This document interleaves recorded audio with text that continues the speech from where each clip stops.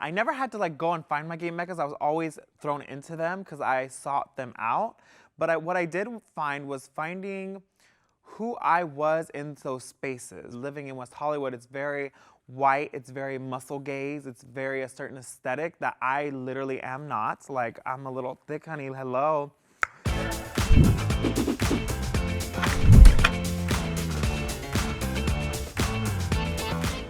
I'm Salina EsTitties. I'm a professional, beautiful, gorgeous, talented drag artist here in Los Angeles, California, but I am a West Coast baby through and through.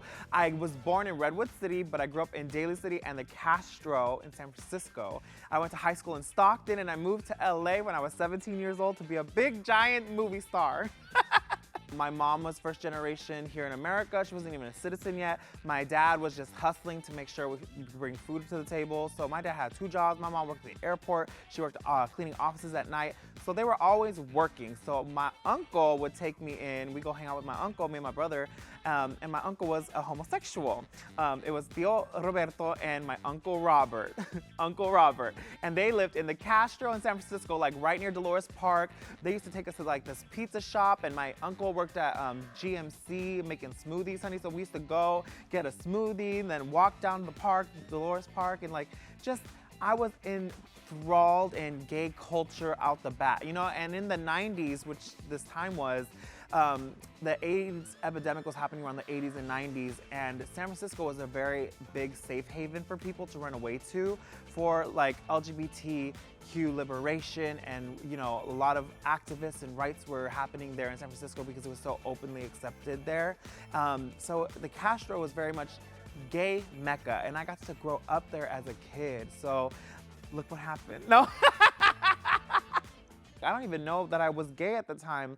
Like, I was just surrounded in an environment of like disco music and Madonna and Selena playing on the radio and dancing and colorful, you know, vibrant energies, like being in the Castro with my gay uncles. Like, it was just fun times. I didn't know it was bad until people told me that it was bad, and then I started to be like, oh. And to the point where even, you know, I even retaliated against my uncle at a certain point when I was a teenager, because I was like, I am not like him, you know, like that, the self-hatred, the shame that came with like maybe coming to terms that I was gay, you know, started living in me, and I started retaliating against my uncle, which was wild. I even called him the F slur once when I was 14, like in a heated, you know, rage because he said something, I don't know, like that's what occurred, you know. Now that I'm, you know, I realized that I was gay in high school when I started doing theater. I was a musical theater baby in my high school, and you know, I got to do, as I moved to LA and start to own who I was, you know, I've gotten to apologize to my uncle since then and like say, you know, thank you for everything that you have introduced me to in my life, and I'm sorry for that time when I was, you know, angsty and going through it and ashamed and scared, and you know, you were a representation of who I was, and I didn't like what I was seeing at the time because I was being told by media, by the world, that that's not good and that's bad. So I'm so happy today that I've, you know, I live in West Hollywood now, which is like gay mecca in LA. So I just went from the Castro to West Hollywood. I've always been surrounded by a gay queer community, and that's how I expect to live the rest of my life. Like, I visit a lot in the Midwest and stuff, and they're, you know, it's kind of scary, and I feel bad for people who don't have access like I do to these beautiful, accepting environments and communities. But just know that they do exist out there. So if you are struggling and you live somewhere where you're the only one, honey, with your little rainbow flag, know that there's hope and like people out there and communities willing to accept you. You just gotta go and find them. I never had to like go and find my gay meccas. I was always thrown into them because I sought them out. But what I did find was finding who I was in those spaces, right? Because, you know, let's not talk about my childhood, but like, let's talk about coming into adulthood, living in West Hollywood. It's very white, it's very muscle gaze, it's very a certain aesthetic that I literally am not. Like, I'm a little thick, honey, hello.